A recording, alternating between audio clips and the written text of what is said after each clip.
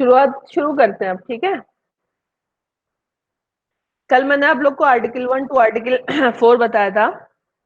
आज हम लोग देखेंगे what is the nature of the Indian constitution and we will also start your first case, that is Keshavananda Bharati judgment. But before that ना, this is important to understand that why we need to ascertain the nature of the Indian Constitution। इसको थोड़ा ध्यान से समझ लेना, because अब ये जो डिस्प्यूट है ना, ये धीरे धीरे बढ़ता जा रहा है कि what is the power of the centre, what is the power of the state. Because अभी आप लोगों ने देखा कि very recently there are so many disputes like इनका दिल्ली सरकार and the central government and specially between Mamata Banerjee and the central government. और इसमें आयुष्मान स्कीम को लेकर के डिस्प्यूट था, इसमें रोहिंग्यास पे केस स्टैंड को लेकर के इशू था, इसमें आधार को लेकर के इशू था, जिसमें कि स्टेट गवर्नमेंट ने सीधे सीधे बोला कि हम सेंटर के ऑर्डर को या सेंटर का जो भी एग्जीक्यूटिव ऑर्डर है उसको हम नहीं मानेंगे। So there are so many things. So many times it is important to, these issues cannot be resolved unless and until we are able to understand that what is the nature of the Indian Constitution. So what happened if you compare the Constitution, then there are basically two types of constitution. I think yesterday I told you the first one is the unitary constitution and the second one is the federal constitution.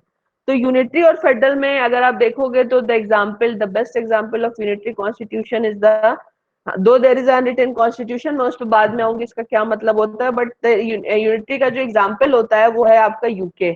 In the case of federal, the US, Australia, Canada, South Africa, they are the example of the federal constitution.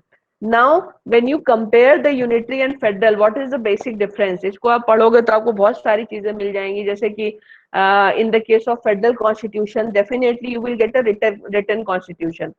In the case of unitary constitution, या जैसे Britain का आप कहते हो, तो Britain में ऐसा नहीं है कि there is no constitution. There is constitution, but that is interspread among different legislation. So there you can say whatever parliament is going to make, that is the constitution.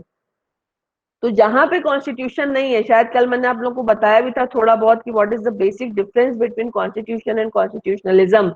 तो कई बार क्या होता है कि there is no constitution but there is a better constitutionalism, और कई बार क्या होता है कि there is a constitution but the constitutionalism is exactly not there. So constitution and constitutionalism is basically the spirit of the constitution.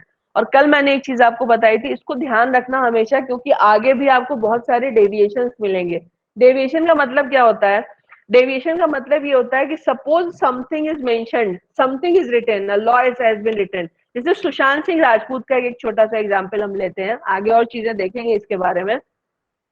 अब सुशांत सिंह राजपूत का case है, जिस तरीके से मीडिया ने दिखाया या जिस तरीके से वहां पे चीजें हुई, what was the first impression? The first impression was Maharashtra police और the Mumbai police, they were not doing investigation properly. अच्छा, इन्वेस्टिगेशन प्रॉपरली हो रही है कि नहीं हो रही, इसमें बहुत बड़ा सेटिस्फेक्शन अफेक्टेड पार्टी का होता है कि वेदर दे आर सेटिस्फाई और नॉट। यहाँ पे एक चीज आप याद रखना, Maharashtra government is not recommending for CBI inquiry. इसका एक रीजन और भी होता है कि इसका मतलब आप अपनी स्टेट की पुलिस पे भरोसा नहीं कर रहे हो। और सीबीआई के केस में एक चीज आप याद रखना कि CBI is not a statutory body, CBI has been created through an executive order. CBI is under the direct control of the home ministry of the central government. लेकिन सीबीआई के लिए खास बात क्या होती है, even if the centre want, centre can not recommend CBI inquiry unless and until the states are going to request for that। तो CBI inquiry के लिए ये बहुत ज्यादा जरूरी है कि स्टेट्स जो है वो सेंटर से रिक्वेस्ट करें कि इस मैटर में सीबीआई इंक्वायरी की जाए। यहाँ पे इशू क्या आ रहा था? यहाँ पे इशू ये आ रहा था कि Maharashtra government is not ready to recommend for CBI inquiry, then suddenly Bihar government recommend CBI inquiry and the central government accepts it। So what is the objection of Maharashtra government? The objection of the Maharashtra government is कि case Maharashtra में हुआ तो CBI inquiry Bihar की जो recommend की गई वो आपने कैसे मान लिया? हालांकि उसमें टेक्निकल पॉइंट पे जो चीज बची वो ये थी कि in Maharashtra no such case was registered. So the case was registered in Bihar. Bihar government recommended from the center for CBI and ultimately the CBI is conducting the inquiry. लेकिन यहाँ पे एक चीज आपको क्या देखने वाली इंपॉर्टेंट यहाँ पे है कि मान लीजिए ये सिचुएशन चेंज होती और चेंज होने का मतलब ये हुआ कि the Bihar government, sorry, the Mumbai police is not investigating properly, and it is quite evident, it is quite clear that they are not conducting inquiry proper. But according to law, unless and until the Mumbai, the Maharashtra government is going to recommend, the CBI inquiry cannot be conducted. अब मान लीजिए इस circumstances में matter court के पास जाता है, क्योंकि previously भी there are several such cases, then what the court will do? अब इसमें एक चीज आप देखो, according to the prescribed law, ideally the state should recommend for CBI inquiry. Ideally, in the setup of separation of power, in the present setup of separation of power, the Supreme Court cannot and should not recommend for CBI inquiry. But in the past also there are several cases where the Supreme Court has recommended or the High Courts have recommended for CBI inquiry.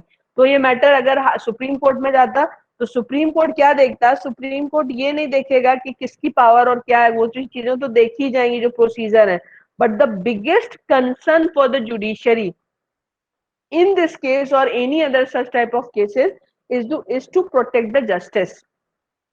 तो जब आप protection of justice की बात करते हो ना, तो justice के इंटरेस्ट में जो चीज होगा आप उसी तरीके से उसका इंटरप्रिटेशन करोगे. इसीलिए मैंने लास्ट क्लास में एक चीज आपको बताई थी, इसको फिर से ध्यान दे लेना कि हम लोगों के यहाँ पे एक किताब चलती है जो कि आप लोगों को पढ़ाई नहीं जाती, उसका नाम है धर्मशास्त्रा.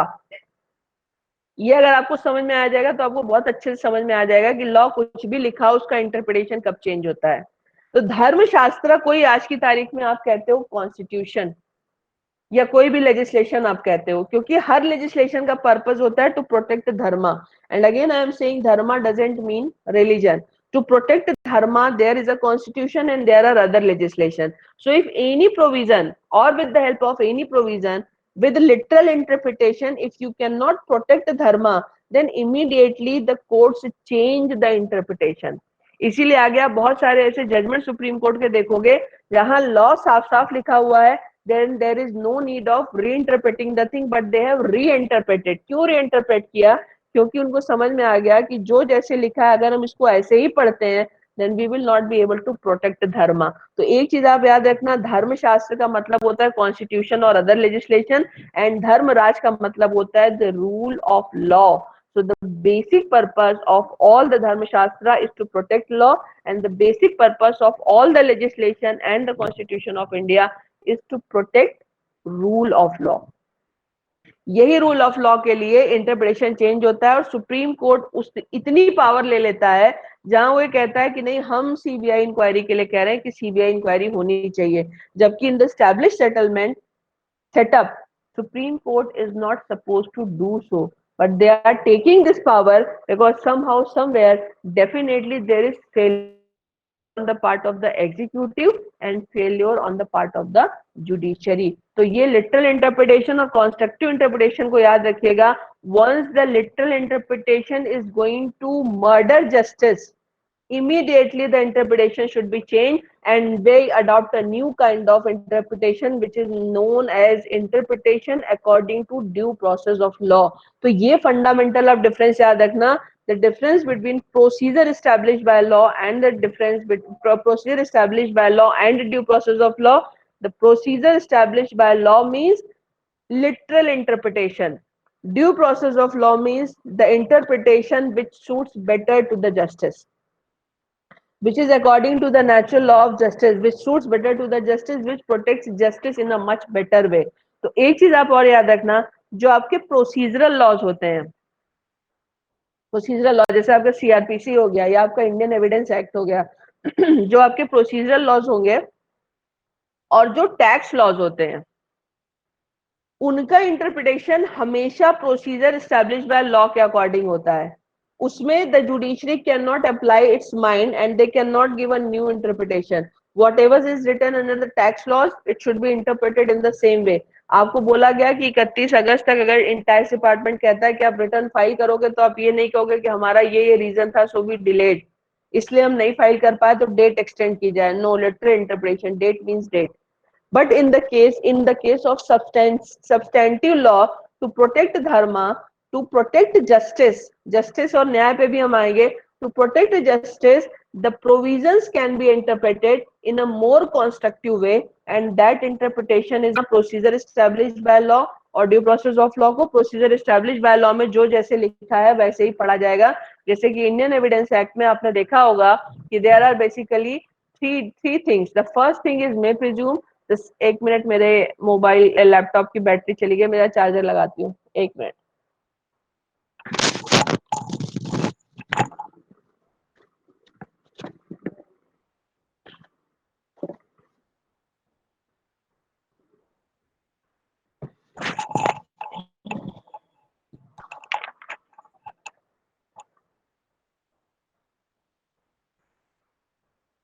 हाँ, जैसे आप लोगों ने ना जब इंडियन इंडियन एविडेंस एक्ट पढ़ा होगा, इसको हम क्यों बता रहे हैं, इसका भी एक रीजन है. जब आप लोगों ने इंडियन एविडेंस एक्ट पढ़ा होगा, जब आप लोगों ने इंडियन एविडेंस एक्ट पढ़ा होगा, तो इंडियन एविडेंस एक्ट में basically you will get three terms. The first one is the may presume, the second one is the shell presume, and the third one is the conclusive proof. तो जहां जहां पे शैल presume आता है, then ना वहां पे आप याद रखना, and I am sure you all are aware also. Shall presume और the meaning of shall presume means law is going to presume something. So when the law started presuming, the magistrate is not allowed to presume some other thing. तो जैसे with in, जैसे आपका जो dowry death का case होता है, उसमें law presumes that this is the case of dowry death. तो जैसे ही with in 7 years of marriage a girl has been found dead in mysterious circumstances, law presumes that this is the case of dowry death. So once law is going to presume something, magistrate is not allowed to presume कि नहीं ये dowry death का case नहीं, लड़की ने किसी और कारण से सुसाइड किया हुआ है, या लड़की ने सुसाइड किया हुआ है, ये मर्डर का केस नहीं है. तो इसमें आप याद रखना, the meaning of shall presume means the magistrate is not allowed to presume, but shall presume is rebuttable also. ये रिबटेबल होता है. कॉन्क्लूसिव प्रूफ जो होते हैं वो रिबटेबल नहीं होते. शैल presume means you can रिबट it. May presume means that is the presumption of the magistrate, that is the presumption of the court. तो मे प्रिज्यूम में you can presume in this way also, you can presume in that way also. But in the case of shall presume, the magistrate is not allowed to presume something because law itself is going to presume. जैसे आपने देखा होगा कि आपका जो rape cases होते हैं उसमें क्या किया जाता है, if the victim is going to say that there is no consent, then the law presume that there is no consent. अब अगर वो मजिस्ट्रेट को लग रहा है कंसेंट थी कि नहीं, अपोजिट पार्टी क्या कह रही थी, these things doesn't matter. Law presumes that there is a consent unless and until the accused is going to prove. Law is presuming that there is no consent unless and until the accused is going to presume that there is a consent. तो इसीलिए आप याद रखिएगा, जहां जहां पे law started presuming, all those provisions becomes very stringent. जैसे आप लोगों ने आईपीसी जब पढ़ा होगा, तो आईपीसी में आपने दो चीजें देखी होंगी. The first thing is section 302 of IPC is there, which talks about punishment for murder. अब मर्डर है, मर्डर का पनिशमेंट 302 में दिया हुआ है. Suddenly there comes 304B. 304B is talking about dowry death. ठीक है ना. डाउरी डेथ के बाद में क्या कर रहा है. अब डाउरी डेथ क्या है, dowry death is also kind of murder. So when murder is already there, what is the reason of keeping 304B? Can any of you tell me what is the reason? If 302 is already there, then why 304B has been put there? क्यों रखा गया when they both are murders? They both are dealing with murder. Ma'am presumption murder में ये नहीं होती कि criminal जो है वो गिल्टी है, और डाउरी डेथ में प्रिजम्पशन ये है कि जो ससुराल वाले हैं उनकी गलती है. Very good. अब यहाँ पे देखो, इन्होंने एकदम सही बताया. हमारा जो क्रिमिनल जस्टिस सिस्टम है क्या करता है, it presumes that accused is innocent unless his guilt has been proved. 302 is the part of IPC. 304B is also the part of the IPC. But what is the basic difference between 304B and 302? In 302, the law is presuming that the accused is innocent, while in 304B, the law is presuming that accused is guilty. तो यहाँ पे क्या है, जैसे मैंने बोला accused is innocent and accused is guilty, there is a shifting of burden of proof. In the case of 302, the prosecution will establish the guilt of the accused person, while under section 304B, the accused will prove that he is innocent. तो जैसे ही burden की shifting होती है ना, the provisions automatically becomes stringent provisions. इसीलिए जब आप systems को पढ़ते हो, तो I am very sure you have slight some idea that basically there are two types of judicial setup. The one is adversarial and the second one is inquisitorial system. आप लोगों ने पढ़ा है इसको क्या, कि नहीं पढ़ा हुआ है? Adversarial and inquisitorial system. Any idea? पढ़ा है मैम। पढ़ा है? तो in one magistrate can interfere but in another magistrate can't interfere. इसको सिंपल सा हो सकता है तुम में से कुछ लोगों को ना मालूम हो, तो मैं बेसिक सा एक आइडिया दे देती हूँ कि what is the basic difference between adversarial and inquisitorial system. Adversarial system जो होता है वो एडवर्स से बना हुआ है. एडवर्स का मतलब क्या होता है? Opposite to each other. So in adversarial system two parties are contesting. आप समझने का सबसे आसान तरीका बता रहे हैं. Two parties are contesting against each other before the court. एक जो है वो प्रोसिक्यूशन है, दूसरा जो है वो डिफेंस है, या प्लेंटिफ और डिफेंडेंट कुछ भी हो सकता है, बट यहाँ पे हम क्रिमिनल का लेके चलते हैं. तो यहाँ पे एडवर्सेरियल में क्या हो रहा है? द रोल ऑफ अ जज और the role of the court in adversarial system is very much like a referee. He never participates very actively in adversarial system. Adversarial system में both the advocates or both the representative of both the parties are arguing.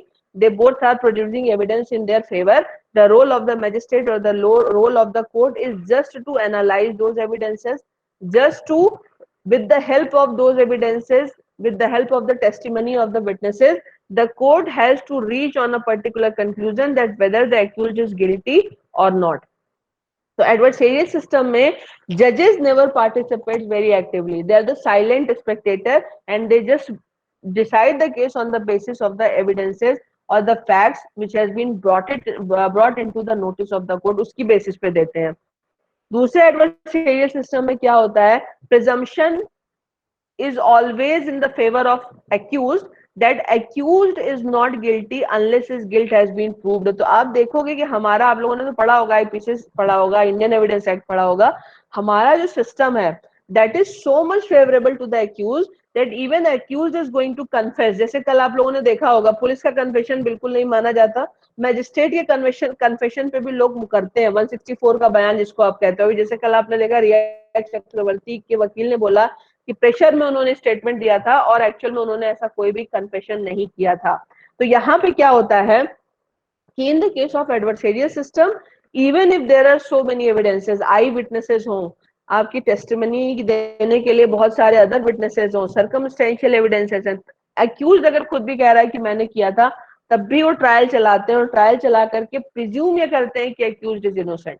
जैसे आपने कसाब का case भी देखा होगा, तो कसाब का भी ट्रायल चला, जबकि सीसीटीवी फुटेज था, इतने सारे विटनेसेस थे, हर विटनेसेस के स्टेटमेंट को रिकॉर्ड किया गया and ultimately he was held guilty. फिर वो supreme court, high court, supreme court में आया. What basically I am trying to say, I am trying to say that adversarial system जो है it's a time consuming process and it is more in the favour of the accuse than being in the favour of the victim. इसीलिए हमारे यहाँ पे जो system होता है, अब जाकर के अपने यहाँ तो विक्टिमोलॉजी का कोई कॉन्सेप्ट ही नहीं है, विटनेस प्रोटेक्शन का कोई कॉन्सेप्ट नहीं है. slowly now these things are coming into the picture when the courts are bothered or they are taking care of the interest of the witness protection also. क्योंकि अगर आप लोगों ने देखा होगा तो पहले क्या करते थे, ऐसे विटनेस है, ऐसे एक्यूज है, अगर एक्यूज को नहीं भी पता कि कौन विटनेस है तो फिर कोर्ट बता देती है कि यही तुम्हारा की विटनेस है. और उसके बाद क्या होता है आपको पता है, क्योंकि ट्रायल प्रोसेस इतना लेंदी है, कभी डरा करके, कभी धमका करके, and because of being so exhaustive many times witnesses withdraw themselves कि भैया हमने कुछ नहीं कहा था, हमें छोड़ दो. तो ये जो हमारा लेंदी प्रोसेस है, ये क्या करता है, ये एक्यूज को बहुत ज्यादा फेवर करता है और ये विक्टिम को इतना थका देता है कि at the end of the day even if the victim is going to win the case, then too he or she feels that they are at the losing and.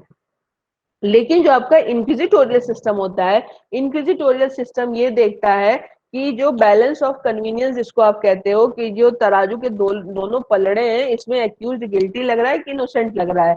अगर एक्यूज्ड गिल्टी लगता है then the burden of proof will shift. So in the case of inquisitorial system, accused have to prove that he is innocent. Law may presume that he is guilty. And the another important thing is, in inquisitorial system, magistrates can participate very actively and sometimes even they are the part of the investigation also.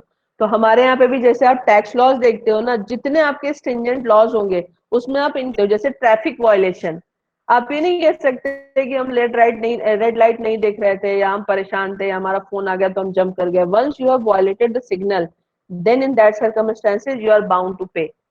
या दूसरा जैसे आप कहते हो जो भी stringent, जैसे ये मैंने आपको बोला shall presume wherever there is a shifting of burden of proof from prosecution to the accused, it becomes stringent. Tax laws आपके स्ट्रिंजेंट माने जाते हैं, इसमें कोई जजेस अपना जो है रोल प्ले नहीं करते। अगर ये लिख दिया गया टैक्स लॉ में तो ये लिख दिया गया, उसका री इंटरप्रिटेशन नहीं होता। प्रोसीजरल लॉज स्ट्रिक्ट इंटरप्रिटेशन होता है। आपका ये जो क्या बोलते हैं इसको, POTA, TADA, 304B, rape laws, इन सब में there is a shifting of burden of proof. So all these are basically stringent provisions. तो यहाँ पे ये जो स्ट्रिंजेंट प्रोविजन होता है, इसकी बात मैंने आपको इसलिए बताई क्योंकि जो एडवर्सेरियल और इंक्विजिटोरियल की मैं बात कर रही थी वो मैं इसलिए कर रही थी कि how once there is a shifting of burden of proof, the things are going to be changed. और एक चीज में और याद रखिएगा कि inquisitorial system was started in UK, but subsequently UK itself adopted adversarial system. Now they follow adversarial system. United States of America follow adversarial system. India follow adversarial system. But in certain areas we have also adopted inquisitorial system. जब हम उसको stringent बनाना होता है तो हम inquisitorial को follow करते हैं। तो ये बेसिक चीज थी। तो यहाँ पे जो मैंने आपको बताया कि why it is important to define the nature of the Indian Constitution, because unless and until you are able to define the nature of the Indian Constitution, you cannot understand that whether you have to go this way or whether you have to go that way. तो यहाँ पे आप हमेशा याद रखना, the entire purpose of the judicial system is to protect justice.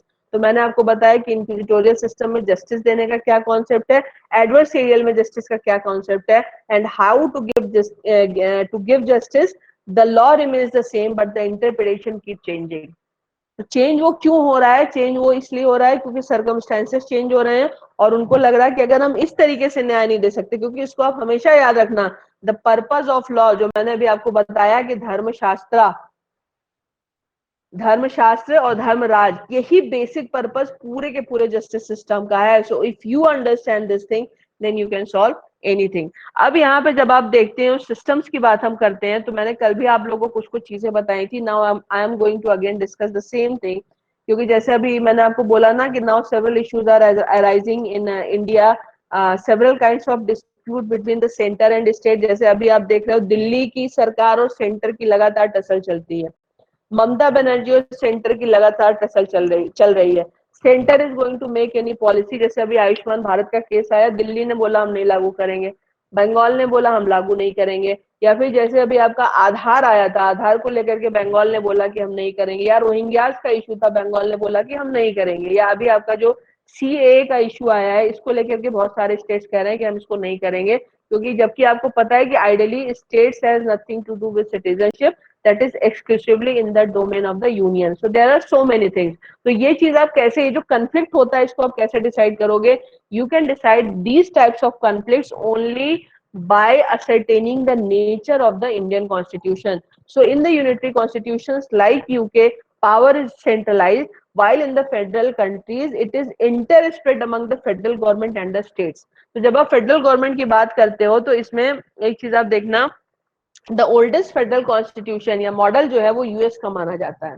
लगभग 300 साल पहले इनका कॉन्स्टिट्यूशन लिखा गया था, लेकिन फिर से मैं रिपीट कर रही हूँ, भारत में सबसे पहले फेडरल मॉडल दिया गया था। और आप इसको बहुत अच्छे से समझ सकते हो, जिसको मैंने आपको बताया था कि इन द अर्थशास्त्र of Chanakya the federal model is mentioned.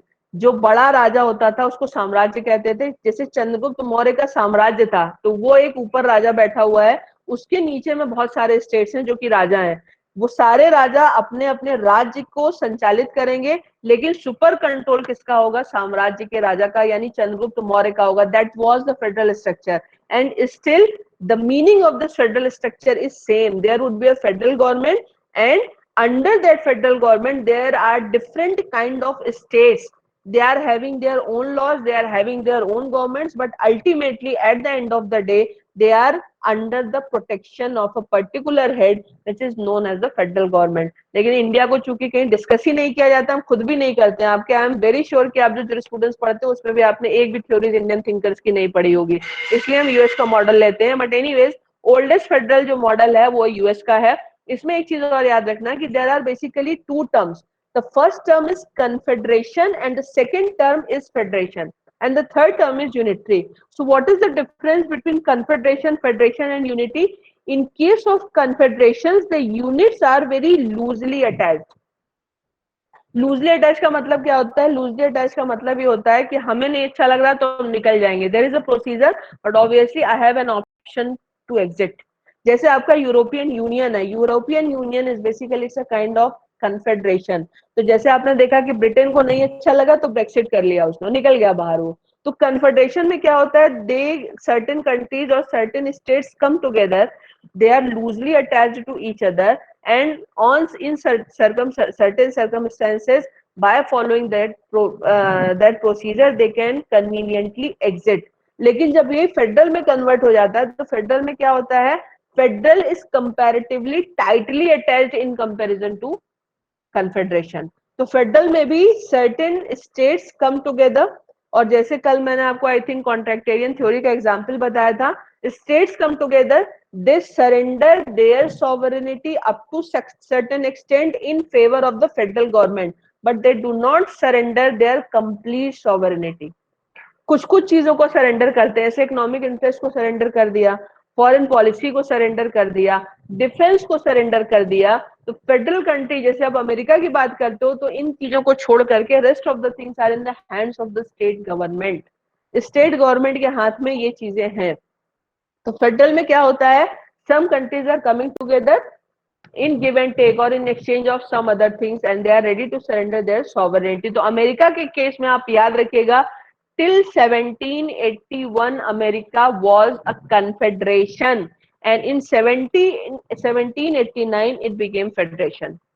तो 1781 तक ये क्या है? ये confederation है. 1789 में suddenly it became, not suddenly, obviously processes have been followed, it became federation. So America is the best example of federal country.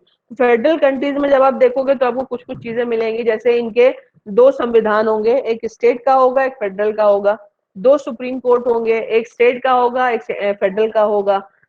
दो इनकी नागरिकता डुअल सिटीजनशिप होगी, एक स्टेट की सिटीजनशिप होती है, फेडरल गवर्नमेंट की सिटीजनशिप होती है. दो सुप्रीम कोर्ट तो मैंने आपको बता ही दिया.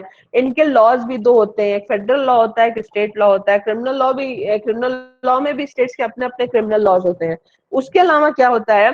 written constitution is mandatory in case of federal country because that clearly demarcates the powers of the federal government and the state government. So in the lack of constitution that is going to create more trouble. इसलिए federal countries में to avoid conflict you will always get a written constitution, while in the case of unitary constitution there is no need to write down something. तो बड़ी countries जो है आपको वहां पे हमेशा आपको फेडरल कॉन्स्टिट्यूशन मिलेगा. जो छोटी छोटी कंट्रीज होती हैं वो यूनिटरी से चल जाती हैं लेकिन बड़ी कंट्रीज नहीं चलती हैं. इसीलिए आपको साउथ अफ्रीका में, आपको ऑस्ट्रेलिया में, आपको कनाडा में, आपको अमेरिका में फेडरल कॉन्स्टिट्यूशन मिलेगा. They all are the big countries, right. तो नेक्स्ट चीज क्या होती है? In the case of federal countries, the procedure to amend the constitution is quite rigorous. Rigorous क्यों होता है? Everything is not in the hands of the federal government that if I want we can change it. No, in the case of federal constitution of America, to amend the constitution, 3/4 of the states should ratify it. 3/4 of the states, it's a huge number. So remember, the procedure of amending federal constitution is quite rigorous. ताकि इसीलिए आप America को देखोगे, इतना बड़ा देश है, इतना छोटा सा संविधान है. इंडिया को देखोगे, India is not a small country but such a huge constitution. दुनिया का सबसे बड़ा कॉन्स्टिट्यूशन है. इसके पहले शायद सबसे बड़ा कॉन्स्टिट्यूशन चेकोस्लोवाकिया का था. Such a small country and the largest constitution of the world, but the Czechoslovakia could not survive as a country. वो टूट गई, चेक में टूट गई और स्लोवाकिया में टूट गई. इंडिया का अभी लार्जेस्ट कॉन्स्टिट्यूशन है. India has the largest constitution and But the difference between the American Constitution and the Indian Constitution is here we cannot say that the procedure to amend the Constitution is quite rigorous. That's why मैंने आपको जब उस दिन बताया था कि Pandit Nehru is saying that this is not a perfect document, and by the passage of time, whenever needs arises, then the Constitution should be amended. And for that purpose, they have put a special provision, that is Article 368 in the Article 368 रखने का purpose basically यही है कि Constitution would be amended. और इसीलिए अभी तक आपने देखा कि 104 Constitutional Amendment हो चुके हैं, and 104 Constitutional Amendment in 72-73 years itself prove that the country is not pure federal, because it is not very much difficult for the central government to amend the Constitution. दूसरी चीज में क्या होती है American constitution में, there is a single legislative list. तो single legislative, like in the case of Indian constitution under seventh schedule there are three lists: union list, state list and concurrent list. But in the case of American Constitution there is only one legislative list जिसमें कि federal government की power दी गई है. इसका मतलब except all those subject matters which are mentioned in that particular list, rest of the subject matters are in the domain of the state. State के domain में, अपने यहाँ सेंटर में है, जो चीजें लिखी हैं स्टेट की पावर में वो स्टेट के पास है. बाकी जो कुछ भी लिखा है या नहीं लिखा वो सीधे सीधे आपको सेंटर को जाता है. इसीलिए आप रेजिडरी पावर ऑफ स्टेट की, residuary power of the centre की बात करते हो. तो सेंट्रल गवर्नमेंट के पास रेजिडरी पावर है, मतलब जो पावर किसी के पास नहीं वो सेंटर के पास है, जो कहीं नहीं लिखा है वो सेंटर के पास है, और बाकी जो यूनियन एंड कॉन्करेंट में है वो तो सेंटर के पास है ही है. राइट. सो ये दूसरी इसमें इंपॉर्टेंट चीज है. अच्छा, एक और चीज में याद रखना कि ये गवर्नमेंट ऑफ इंडिया एक्ट 1935 जो था, that was basically that is a kind of federal structure. So in the government of India act 1935 you will not get concurrent list, but in the Indian Constitution you will get concurrent list. So concurrent list is a unique feature of the Indian Constitution. You will get concurrent list in Australian Constitution also. लेकिन Australian Constitution और Indian Constitution में what is the basic difference? In Australian Constitution, in case of conflict, the primacy is given to the states, while in the case of Indian Constitution, in case of conflict, the primacy is given to the center. दोनों में difference है. तो ये आपने दूसरी चीज आपने ये देखी कि इस किस तरीके से यहाँ पे गवर्नमेंट ऑफ इंडिया एक्ट या सेपरेशन ऑफ पावर की जो मैंने बात बताई उसके बारे में आपने देखा. दूसरी चीज इसमें एक और आप याद रखना कि in the case of federal countries, states have territorial integrity. Once I am going to say states have territorial integrity, it means one thing is very much clear, that without obtaining the consent of the state, the territory of the state cannot be changed. लेकिन अभी मैंने कल आप लोगों को article 3 पढ़ाया था, and in case of article 3 it is very much clear that the states do not have any kind of territorial integrity. तो फेडरल कॉन्स्टिट्यूशन में स्टेट्स की टेरिटोरियल इंटीग्रिटी ज्यादा होती है in comparison to unitary constitution. तो India में क्या है, इंडिया में स्टेट्स के पास कोई टेरिटोरियल इंटीग्रिटी नहीं, इसलिए इंडिया जो है वो इन बिटवीन क्वासी फेडरल और किसी कंट्री के लिए यूज नहीं होता. It is between unitary and federal, it is somewhere in between. यहाँ पे अमेरिका की तरह डुअल सिटीजनशिप नहीं है, सिंगल सिटीजनशिप है. 2 सुप्रीम कोर्ट नहीं है, 1 सुप्रीम कोर्ट है. स्टेट्स की कोई का कॉन्स्टिट्यूशन यहाँ पे अपना नहीं है. There is only one constitution of India. The next point is power is more vested in the central government in comparison to the state. Concurrent list यहाँ पे है, वहां पे नहीं है. स्टेट लिस्ट यहाँ पे है, वहां पे नहीं है. एक यहाँ पे तिरंगा झंडा भी यहाँ पे एक है, एक सिटीजनशिप है. तो Indian constitution is somewhere in between the federal constitution and the unitary constitution, and that's why we use the term quasi federal. अब क्वासाई फेडरल में ये घूमता रहता है, it oscillates between the unitary and the federal.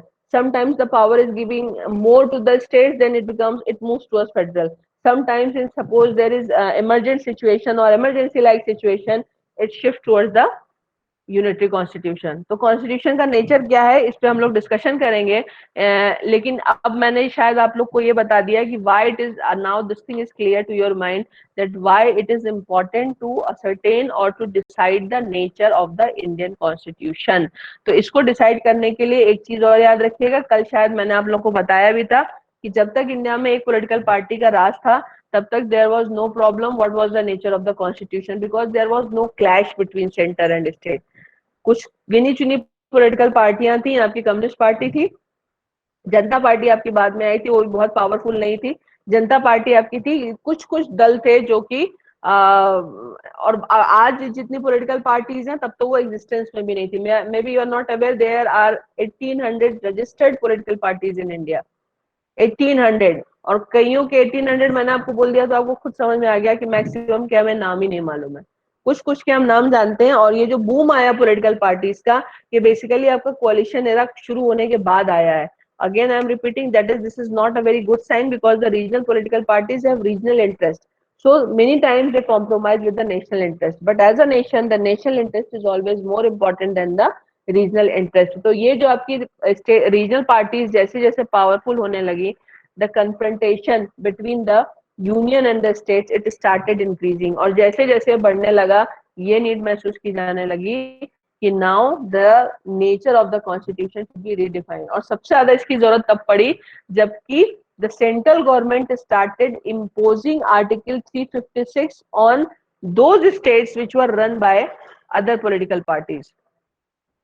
यहां से सबसे ज्यादा सुप्रीम कोर्ट का इंटरफेरेंस शुरू हुआ है, इसको हम लोग एसआर मुंबई के केस में पढ़ेंगे। लेकिन उससे भी पहले now let's come to the first case which is given in your case material, and that case is the case of Keshavananda Bharati versus state of Kerala. अभी इनकी डेथ हुई है and you all are aware that Keshavananda Bharati judgment is a very important case. अब केशवानंद भारती के case की जब आप बात करते हो तो इसमें कुछ चीजें आपके लिए जानने वाली बहुत ज्यादा जरूरी हैं। एक चीज इसमें जरूरी है, देखिए केशवानंद भारती से पहले 3-4 केसेस आए थे, लेकिन एक्चुअल में ये हैं बहुत ज्यादा टेक्निकल, ये बहुत टेक्निकल हैं और इनको ढंग से समझने के लिए आपको कॉन्स्टिट्यूशनल अमेंडमेंट को पूरा का पूरा पढ़ना पड़ेगा। लेकिन यहाँ पे because the first case given in your case material is Keshavananda Bharati case, I am just trying to give you a brief idea that what basically Keshavananda Bharati case was.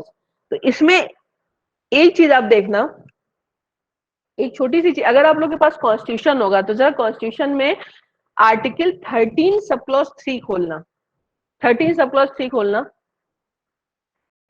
जहां से मैं आपको शुरू करती हूँ बताना, इसको जरा समझ लो आप क्योंकि ये थोड़ा सा दिक्कत करता है और ये समझ में नहीं आता है। 13 सब क्लॉज 3,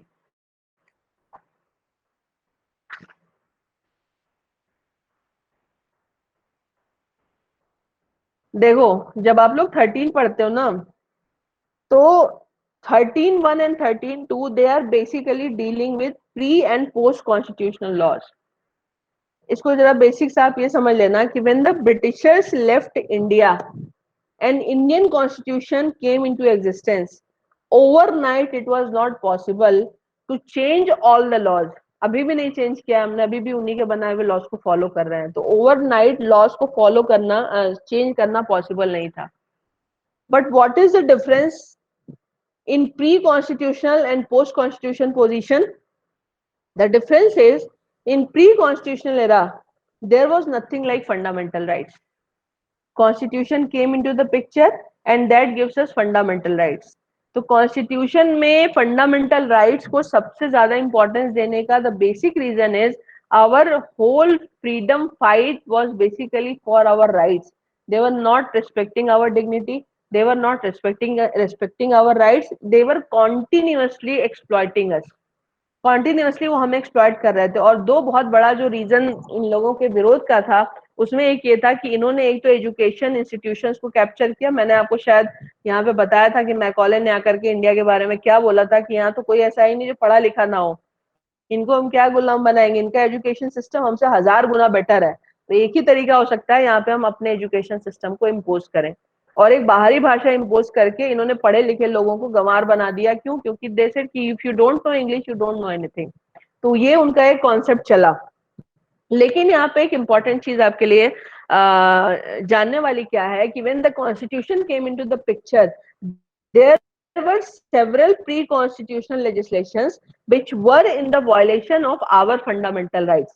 तो 13(1) ने क्या बोल दिया कि जो प्री कॉन्स्टिट्यूशन लॉज हैं and they are in the violation of the fundamental right, they would be void after 26 January 1950। void क्यों हो जाएंगे? because they are inconsistent with part 3 means with fundamental rights. 13.2 क्या कहता है? 13.2 talks about post constitutional legislation. So any constitution which has been enacted after the commencement of the constitution, if that is violating fundamental right, then that would be void ab initio. वो void ab initio होगा. इसको detail में हम लोग next semester में discuss करेंगे, पर मोटा मोटा आप इसको समझ लो. तो 13.1 is saying कि law which is dealing with of the constitution. 13.3 is saying what is law. ये 13.3 सबसे ज्यादा टेक्निकल है, इसको थोड़ा सा समझ लेना, क्योंकि बिना इसको समझे केशवानंद भारती का केस समझ में नहीं आता है. 13.3 में अगर आप लोग के पास कॉन्स्टिट्यूशन होगा तो देखना 13.1 में लॉ टर्म यूज्ड है, 13.2 में लॉ टर्म यूज्ड है. The difference is the first one is talking about pre constitutional laws, the second one is talking about post constitutional law. 13.3 में they are trying to define what is law. जब आप 13.3 खोलते हो तो 13.3 में एक चीज आप नोट करना, basically they are not defining what is law, they have mentioned certain things just to express that what this term law includes. तो जब आप 13.3 पढ़ोगे, इसको देखते जाना अपना कॉन्स्टिट्यूशन खोल के, तो इसमें रूल्स मिलेंगे, रेगुलेशंस मिलेंगे, बायलॉज मिलेंगे, नोटिफिकेशन मिलेंगे, कस्टम्स मिलेंगे, इसमें आपको लेजिस्लेशन मिलेगा. इसमें आपको एक खास चीज जो मिलेगी वो ये है कि इसमें कहीं भी एक्सेट्रा टर्म नहीं लिखा हुआ है 13.3 में. The term etc is not mention under article 13 sub clause 3. तो एक इंटरप्रिटेशन इसका क्या हुआ, कैसे इंटरप्रिटेशन करते हैं इसको समझना, मिस इंटरप्रिटेशन कैसे करते हैं और गुड इंटरप्रिटेशन कैसे करते हैं, दोनों को समझना. 13.3 में term etcetera is not mentioned. because term etc is not mentioned, what is presumed? It is presumed that whatever is mentioned that is conclusive. इसके बियॉन्ड कुछ नहीं होगा, जितनी चीजें लिखी हैं बस यही लॉ की कैटेगरी में आएंगी. अब इसमें तीन चीजें मिसिंग है. The first one is judicial pronouncements, the second thing is personal laws, and the third thing is constitutional amendments. तो लॉ में 13.3 में इन्होंने ये तीन चीजें मेंशन नहीं करी हैं कि क्या कॉन्स्टिट्यूशनल अमेंडमेंट भी लॉ होगा, क्या पर्सनल लॉ भी लॉ होगा, क्या जुडिशियल प्रोनाउंसमेंट भी लॉ होंगे. आपको पता है तीनों लॉ होते हैं, लेकिन चूंकि इसमें नहीं लिखा तो एक आर्ग्यूमेंट क्या बना कि ये तीन यहाँ पे नहीं लिखे हैं, तो इसका मतलब ये हुआ कि if because of these three any fundamental right is being violated, then remedy can not be claimed under article 32 and 226. क्योंकि आपको पता है कि 32 is the part of part 3 of the Indian Constitution. That is also our fundamental right. Fundamental right in what sense? Fundamental right in this sense that if my fundamental right has been violated, आपने पढ़ा है ना UV जैसी भी रिमीडियम, तो हम fundamental right लेके करेंगे क्या अगर उसके वायलेशन पे रेमेडी नहीं है? तो रेमेडी कहाँ दी है? The remedy is given under article 32 and 226. लेकिन इन तीन चीजों को छोड़ दिया गया. इसीलिए जब आप सायरा बानो का केस देखते हैं जो ट्रिपल तलाक पे है, उस केस में Muslim Personal Law Board has taken this plea. What is the plea? The plea of the Muslim Personal Law Board is because under article 13 subclause 3 term personal law is not mentioned.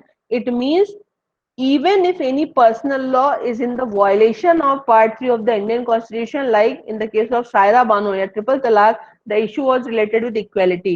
So what they are saying, even if the personal laws are violating the concept of equality, it cannot be challenged before the Supreme Court, it cannot be reviewed by the Supreme Court, because term law under article 13 does not include personal laws. मेरी बात आप लोग को समझ में आई जो मैंने बोला? ये बहुत इंपॉर्टेंट है जो मैं बता रही हूँ आप लोग को. Yes ma'am. ठीक है, अब इसको जरा नेक्स्ट इसका ध्यान से समझना जो मैं तुम लोग को बता रही हूँ. इतना समझ में आ गया? इसी को सरकारों ने यूज करना शुरू किया. कैसे शुरू किया इन्होंने? जब व्हेन इंडिया गॉट इंडिपेंडेंस, आपको पता है, अगर आपने प्रेमचंद को पढ़ा होगा, नहीं पढ़ा तो एक बार पढ़ना, कम से कम उनकी गोदान तो जरूर पढ़ना. जब आप प्रेमचंद को पढ़ते, इसीलिए मैं कहती हूँ लिटरेचर जो है वो आपके समाज का आईना होता है, और अगर आप किसी समय को समझना चाहते हो तो आप उस टाइम के लिटरेचर को पढ़ो. उस समय क्या था? One thing which was going on, that was zamindari प्रथा. जमींदारी प्रथा में क्या होता था? All the land is under the control of zamindar. तो जो किसान है उस पर खेती तो कर रहा है लेकिन उस जमीन पे उसका कोई राइट नहीं है। और आपको पता है when you will read directive principle of state policy, DPSPs specifically talks about social justice, not only social justice, even the preamble of the constitution, it talks about social, political and economic justice. So once India received this, India got independence, then the important issue is to implement this concept of social, economic and political justice. तो social justice को implement करने के लिए, economic justice को implement करने के लिए they decided to abolish zamindari प्रथा। अब जमींदारी प्रथा इनके लिए क्यों जरूरी है? Because they want to introduce the concept of land reforms. और लैंड रिफॉर्म में इनका पहला रिफॉर्म क्या था कि the landless labour, landless labour जो इस जमीन पे खेती तो कर रहे हैं पर उसके मालिक नहीं है, उनको लैंड दे दी जाए। And it is not possible unless and until the zamindari patha is going to be abolished. But there is a technical problem. What is the problem? At that point of time, right to property is your fundamental right. तो अगर right to property fundamental right हो गया तो जमींदारों का तो उस जमीन पे अधिकार उनका मूल अधिकार हो गया। तो जब जमींदार का उस जमीन पे अधिकार उसका मूल अधिकार है तो आप उसकी जमीन को कैसे ले लोगे? You're getting my point? So it was creating a lots of problem for the government to implement land reforms. इसको करने के लिए इन्होंने क्या किया? They introduced first constitutional amendment, but remember this right to property was repealed in 1978 to 44th constitutional amendment. उसके पहले land reform आ गए थे। तो कैसे आए थे? Because through first constitutional amendment they added 31B and they added 9th schedule of the Indian Constitution. और 9th schedule इन्होंने क्यों किया? 9th शेड्यूल इन्होंने ये कर दिया कि any legislation, 9th schedule, remember this was basically introduced to protect this thing, क्या बोलते हैं, to implement land reforms. It was basically introduced to implement land reforms. तो 9th शेड्यूल को ला करके क्या किया गया? जमींदारी एबॉलिशन या लैंड रिफॉर्म्स से रिलेटेड जितने भी लेजिस्लेशन थे उसको 9th शेड्यूल में डाला जाने लगा। जब 9th शेड्यूल में डाला जाने लगा तो now those legislation can not be reviewed by the court, but the problem is right to property is still a fundamental right. Then the zamindars started moving towards High Court and Supreme Court that our right to property is being violated. So जब right to property was violated, then the issue is whether the Supreme Court should issue stay or not. इसको लेके you will get a series of cases जिसके background में आपका केशवानंद भारती का case आया था। लेकिन केशवानंद भारती के केस के पहले दो केसेस के नाम आप जरूर लिख लो क्योंकि अभी टाइम भी खत्म हो रहा है, मैं आगे आपको बताऊंगी। The first case is Shankari Prasad case, Shankari Prasad versus union of India. इसका साइटेशन लिख लेना, AIR 1951 SC 458, AIR 1951 SC 458।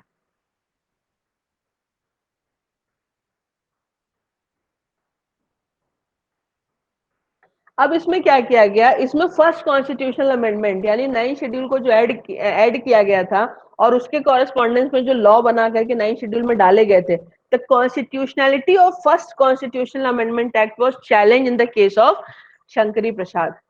अब कॉन्स्टिट्यूशनली जब चैलेंज किया गया तो इसमें क्या किया गया?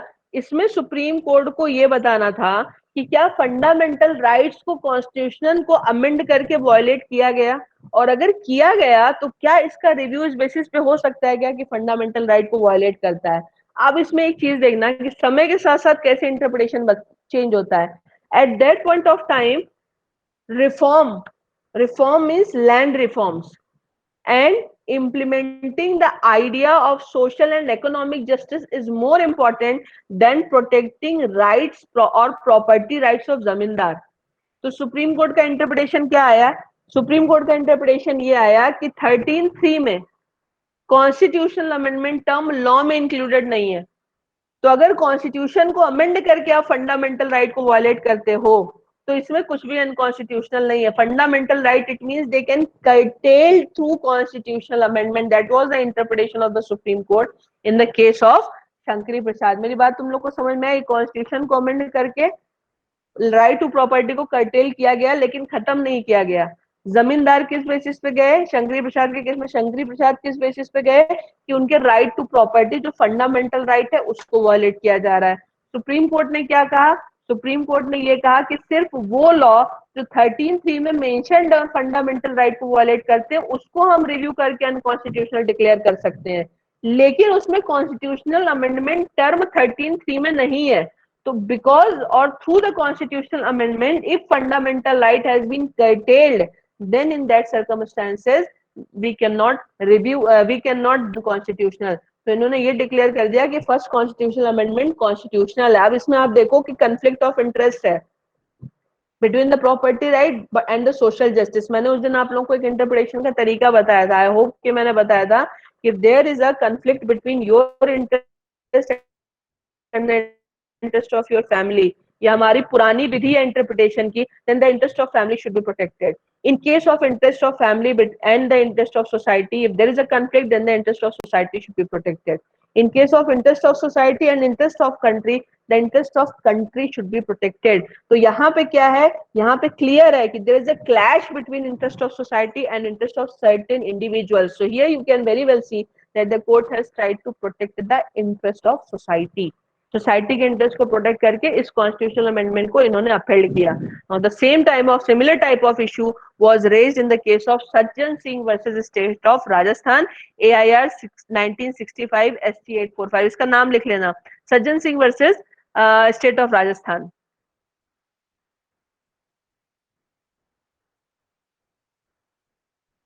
इसमें एक नया आर्ग्यूमेंट लाया गया था, हालांकि हम बहुत ज्यादा डिटेल में नहीं जाएंगे, फिर ये थोड़ा सा टेक्निकल हो जाएगा। इसमें ये बोला गया था कि जो पार्लियामेंट की लेजिस्लेटिव पावर है, एक आर्ग्यूमेंट था, और कॉन्स्टिट्यूएंट असेंबली की जो कॉन्स्टिट्यूएंट पावर है, वो दोनों सेम नहीं है। Because Parliament is deriving its power from the Constitution which was made by the Constituent Assembly। और इसीलिए मैंने, अगर आप लोग को याद होगा तो मैंने एक दिन आपको बताया था कि कॉन्स्टिट्यूशन का बेयर एक्ट नहीं कहते इसको, because the Constitution was not made by Parliament but it was made by Constituent Assembly। तो यहाँ पे एक इशू उठाया गया था कि क्या पार्लियामेंट की लेजिस्लेटिव पावर और कॉन्स्टिट्यूएंट असेंबली की कॉन्स्टिट्यूएंट पावर सेम है क्या। सुप्रीम कोर्ट ने यहाँ पे बोला कि नहीं, दोनों में कोई अंतर नहीं, जो पार्लियामेंट कर सकती है वो कॉन्स्टिट्यूएंट असेंबली भी कर, या जो कॉन्स्टिट्यूएंट असेंबली कर सकती थी वो पार्लियामेंट भी कर सकती है। Please listen me carefully. If they are saying the what constituent assembly could do, that could be equally done by the parliament, it means you are saying that the amending power of the constitution is unlimited. Or amending power of the constitution, if you are going to say that this is unlimited, then what is the next possibility? By exercising its amending power, the parliament can amend anything. They can amend entire constitution also. तो पूरे के पूरे constitution को भी वो amend कर सकते हैं। तो अमेंड अगर कर सकते हैं तो फंडामेंटल राइट्स को भी अमेंड कर सकते हैं। लेकिन इसमें आप याद रखना, सज्जन सिंह तक कोर्ट ने इतना लंबा सोचा नहीं था। इनके दिमाग में अभी भी सिर्फ लैंड रिफॉर्म चल रहा है, and they could not foresee that they are going to give unlimited power to the government if once they are saying that there is no difference between the legislative power and the constituent power, because now according to the opinion of the Supreme Court, the parliament is allowed to amend any provision of the constitution including fundamental rights. And once I am going to say including fundamental rights, remember, they can create new fundamental rights and they can abolish existing fundamental rights also.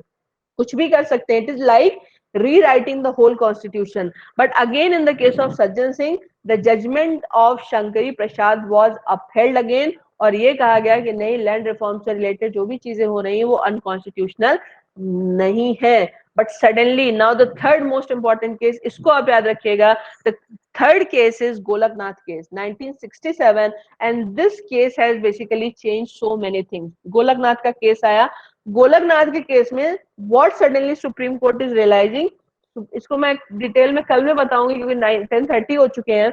इसमें supreme court को लगा कि we have given unlimited power to the parliament. अगर हम ये कह रहे हैं कि there is no difference between legislative power and constituent power, because now the parliament can do anything which the constituent assembly could do, तो इनको लगा कि आज ये प्रॉपर्टी राइट का टेल कर रहे हैं, कल कोई और राइट का टेल कर देंगे।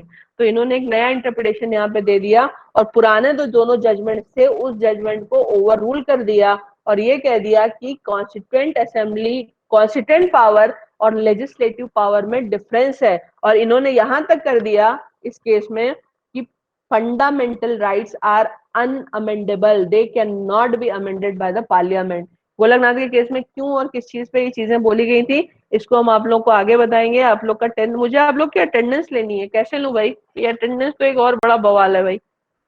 कैसे लिया जाए इसको? बोल के लें? टाइम है तुम लोग के पास? हाँ, ये क्लास नहीं है? चलो वेरी गुड, कम से कम तुम लोग की तो अटेंडेंस में ले ही लेती हो। फिर अभी लास्ट क्लास में तो मैं नहीं ले पाई, इनकी क्लास थी। ई सेक्शन है ना? चलो बताओ बेटा, तुम लोग फटाफट बोलो, इसमें भी बड़ा टाइम लगता है। 413।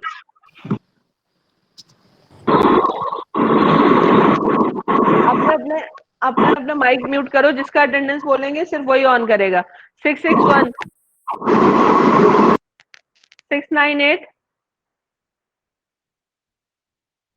720। तुम लोग कोई नहीं हो गया तुम लोगों में से? हाँ, 0001, 0002। Present, ma'am. Ma'am, 01. Ma'am, present, 002. Okay, 003, 004, 005, 085, 086, 087, 88, 89, Present, ma'am. Ma'am, 88. 88। अच्छा, 89, Yes, ma'am. 88, 89 दोनों। 90, Yes. 90, 91, 92, 93। लड़कियां ma'am. सारी प्रेजेंट है, लड़के एक भी नहीं भाई, क्या बात है? मैम 93 170। ठीक बेटा, ठीक है। 173, 174, 176, 177। Present, ma'am. Ma'am, 176. Okay, 177, 178, Present, ma'am. 178. 179, 180, 181, 182। Present, ma'am. 182. Okay, 264, Present, ma'am. 265। Okay, 264. 265, Yes, ma'am. 265. 267, Yes, ma'am. 267. 268, Yes, ma'am. 268. 269, 270, 271, Present, ma'am. 272। 271. Okay, 270, 272, 273, 361, 362। Present, ma'am. 362. Ma'am, 361 is also here. Okay okay, 363, 364। बहुत बड़ा रजिस्टर है भाई तुम लोग का तो। 365, 367, 368, Present, ma'am. Yes, ma'am. 367. 367। दूसरा कौन प्रेजेंट है? 368. 368, 365 भी प्रेजेंट है।